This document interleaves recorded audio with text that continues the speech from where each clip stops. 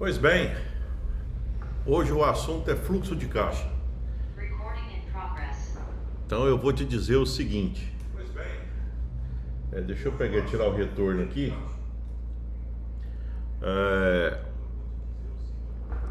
Já ficou faltando dinheiro no banco? Você tinha que fazer executar ou fazer um pagamento e o dinheiro não tinha dinheiro. Já aconteceu com você? E isso tem desdobramento. Isso tem uma infinidade de desdobramento essa situação, certo? E hoje nós vamos comentar sobre isso, sobre os desdobramentos da questão do fluxo de caixa. Então, o que seria a questão de fluxo de caixa? Eu vou colocar alguns exemplos e aí você vai me acompanhando e vai vendo a importância.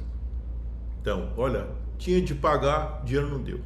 Olha, tem que correr e fazer o depósito no banco, ou tem que ver se tem para fazer transferência, para tampar, porque vai cair uma duplicata tal, certo?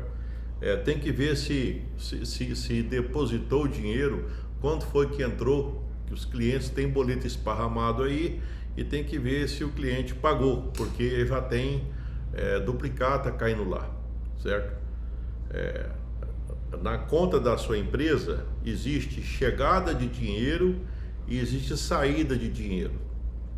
O certo é que no fechamento do dia, aquilo que o saldo do dia, ele vai ter a seguinte característica: se o saldo for acima de zero, eu vou considerar, então, vamos considerar que esteja seguindo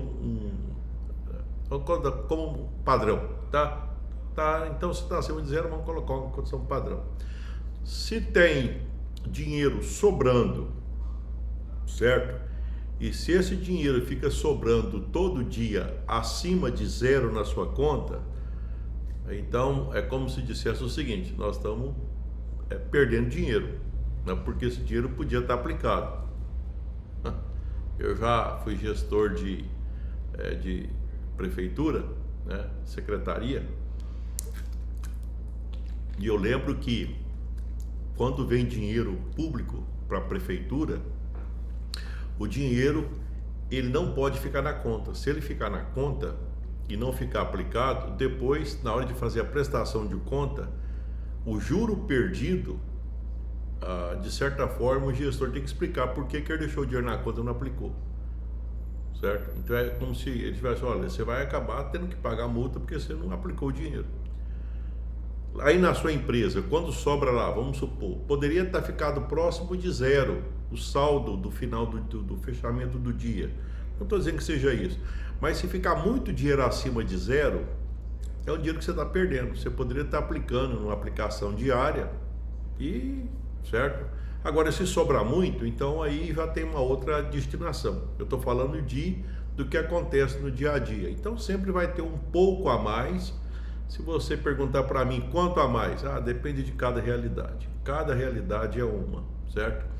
Então vai ter um dinheiro que vai estar um pouquinho, alguma coisinha vai sobrar em conta corrente, e você deve ter uma conta de aplicação que você pode abaixar, ou às vezes tem até o sistema que automaticamente, caso falte, o banco já faz a compensação. Mas eu acho que esse é o caso menos frequente. O caso mais frequente é quando fica negativo. Então, alguns sintomas de que, vamos dizer assim, está ficando negativo, é quando existe, por exemplo, aquela grande necessidade da tal da conta garantida.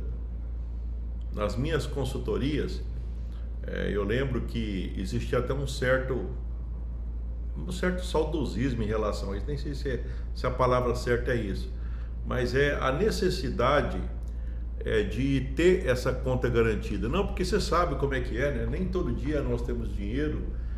E eu escutava aquilo: você sabe como é que é. Eu tive empresa há mais de 20 anos, eu não sei como é que é. Porque desde quando eu descobri que aquele dinheiro que o banco empresta, normalmente eu não consigo ganhar o juro que eles ganham, essas contas garantidas costumam ser acima de 5%, sei lá, 5%, 7%. É um valor altíssimo, né? Se você pegar dinheiro no banco, tá? Se você vai emprestar o dinheiro para o banco, veja bem que eu estou falando do próprio banco. Se você vai emprestar dinheiro, dificilmente você vai conseguir emprestar acima de 1%. Agora, se você pegar dinheiro do banco, provavelmente você vai ter que pagar 6 a 7%. Eu estou falando de conta de fluxo tal do capital de giro, que é para acudir essa finalidade que eu estou falando, que é para não ficar negativo. Só para você poder entrada e saída, esse dinheiro que fica lá, para você não ficar negativo. Aí eles podem até te oferecer outras opções, certo? Se você tiver, por exemplo, vai fazer um financiamento, se você vai financiar um veículo, vai financiar alguma coisa, os juros normalmente eles ficam aí por volta dos seus 2%. O certo é o seguinte, sabendo que é assim e sabendo que não existe dinheiro barato, você sempre vai ter que pagar juro, certo? E quando sobra seu, o juro que você vai receber é por volta de 1, mas se faltar, você não vai achar barato, certo? Eu te falo que você nunca vai conseguir dinheiro de banco por 2%, por exemplo. Não estou dizendo de dinheiro de investimento. O que é de investimento? É aquele onde você vai trabalhar com o BNDES, o FCO, certo? Essas linhas de crédito que elas têm a finalidade, tem uma outra finalidade. Ou então às vezes você pode até achar algum dinheiro mais em conta, né? Do próprio governo federal, o Pronamp, certo? Mas que o volume de recursos também é menor. O certo é o seguinte, eu não consigo imaginar assim alguém que queira empreender e que acha que o problema é dinheiro, certo? O problema é dinheiro. Eu vou te falar uma coisa, é melhor de repente você que vai mais devagar, certo? Porque já li tanto isso, nossa, como eu falei, a direção é mais importante que a velocidade. E a gente tem que concordar que é isso mesmo, tá? Eu vou pegar e fazer aqui, passar para vocês aqui, é o seguinte, uma planilhazinha para a gente brincar de fluxo de caixa. E eu costumo até fazer o seguinte, quando eu criei essa planilha, que eu apliquei ela a primeira vez numa palestra que eu fiz, eu acho que era sobre fluxo de caixa, inclusive, né, para empresas, né, que é esse negócio de mostrar quanto que entra, o que está entrando, o que está sendo, como se fosse uma caixa d'água, né? Numa caixa d'água não tem a água que chega ou do poço artesiano, ou da rua que a gente faz do sistema de abastecimento de água, e não tem as águas que vão para as torneiras, para os vasos e por aí vai. Então, tem um fluxo de água que está sempre chegando e sempre saindo, tá? E no caso da caixa d'água, a água acaba, né? A água acaba e você abre a torneira, não sai nada, certo? No seu caso, além de não sair nada no dinheiro, quando o dinheiro acaba, e ainda o dinheiro descresce. O que é descresce? Se faltou um tanto, o tanto que faltou fica maior, como se fosse uma punição, porque você pegou de maneira, sei lá o que aconteceu, é como se o sistema bancário entendesse, você não tem dinheiro, como é que você deixa, você manda alguma coisa aqui para ser pago, mas não tem dinheiro, você tem que pagar um tanto, mas aquele tanto que você tem que pagar aqui não está no banco à disposição para fazer frente àquele gasto. Por quê? Porque foi problema de fluxo de caixa. Eu diria para você o seguinte, dentro daquilo que existe, dos maiores problemas que a gente tem em relação a empresas, talvez, minha coceira no nariz aqui, talvez um dos maiores problemas seja fluxo de caixa. Eu costumo até colocar uma sequência assim, ó. Se você tiver um bom controle no fluxo de caixa, aonde você controla para nunca ficar negativo, tá? Ou controla para também não ficar dinheiro sobrando na sua conta. Se estiver sobrando muito acima de um certo limite que você mesmo pode definir, o dinheiro podia estar aplicado, você está perdendo dinheiro. Tá?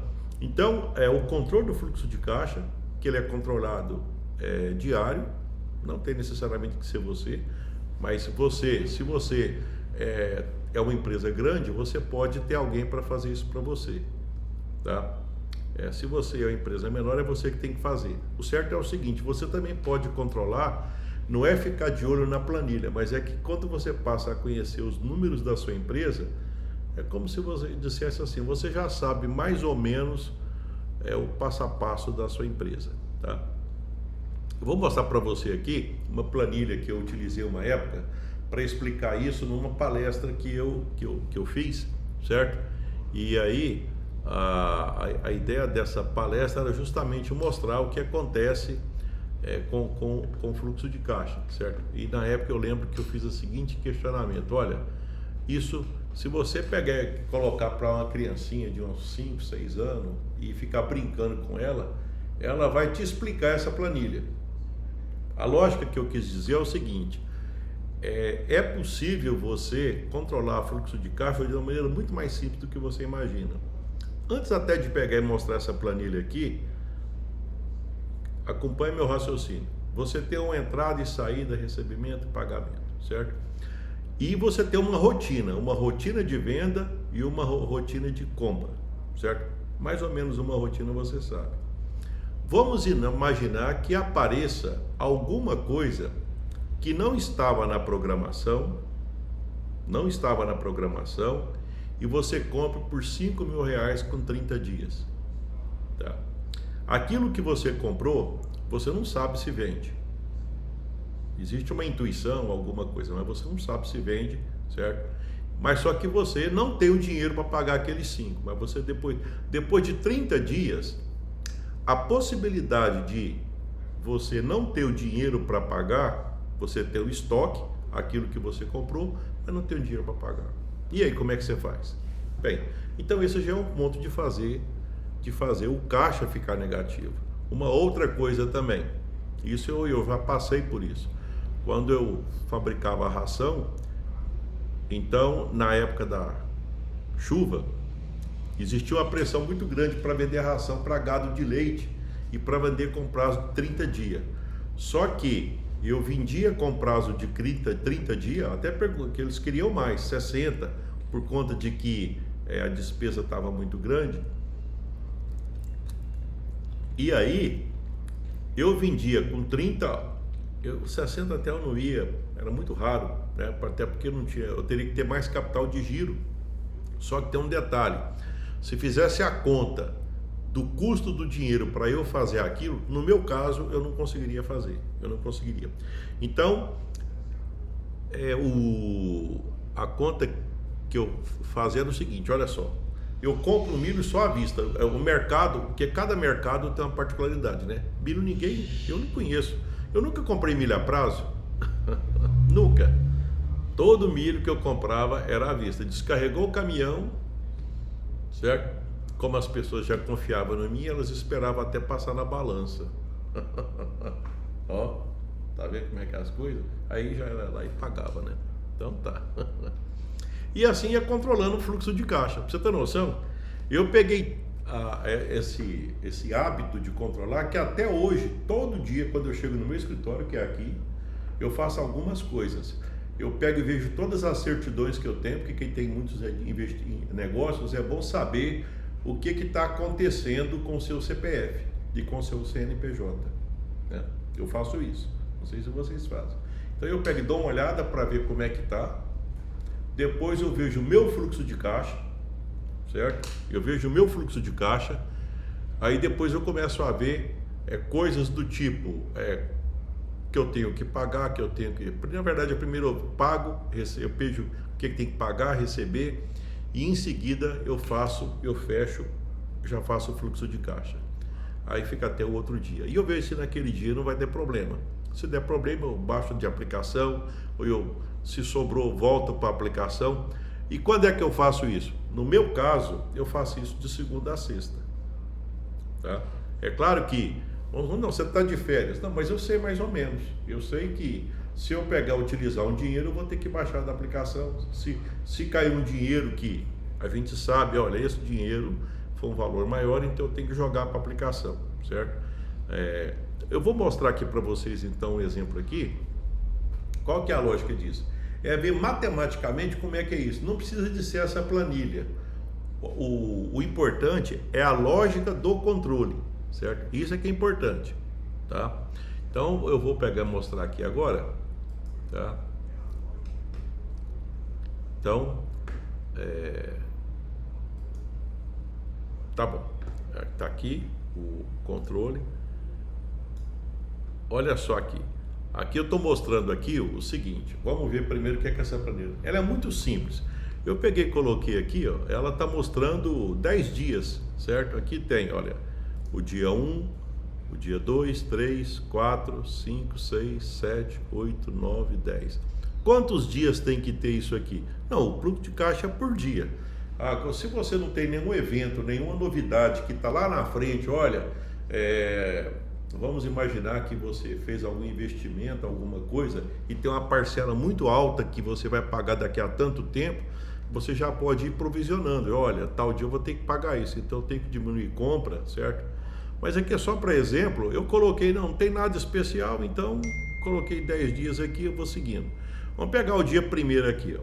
Dia 1º, certo? Então eu vou controlar o que aconteceu no dia 1º, certo? Então, no dia 1º, deixa eu pegar aqui, só um momentinho aqui, tá? Só um momentinho. Aqui desapareceu. A vantagem de quando a gente pega e faz ao vivo, tem essas coisas, né? Então, deixa eu pegar e só fechar aqui. Bem, eu vou ter que pegar e fazer alguma coisa. Eu vou continuar essa aula, aonde eu vou mostrar então a parte da planilha, mas que fique bem claro que isso aqui foi sobre fluxo de caixa. Na próxima aula eu vou continuar falando sobre fluxo de caixa, tá? Então te aguardo para a gente continuar esse assunto, que eu tenho certeza que você vai achar bastante interessante a forma como eu utilizo didaticamente para explicar através de uma planilha esse assunto. Estou te aguardando para a continuidade da parte 2 desse vídeo.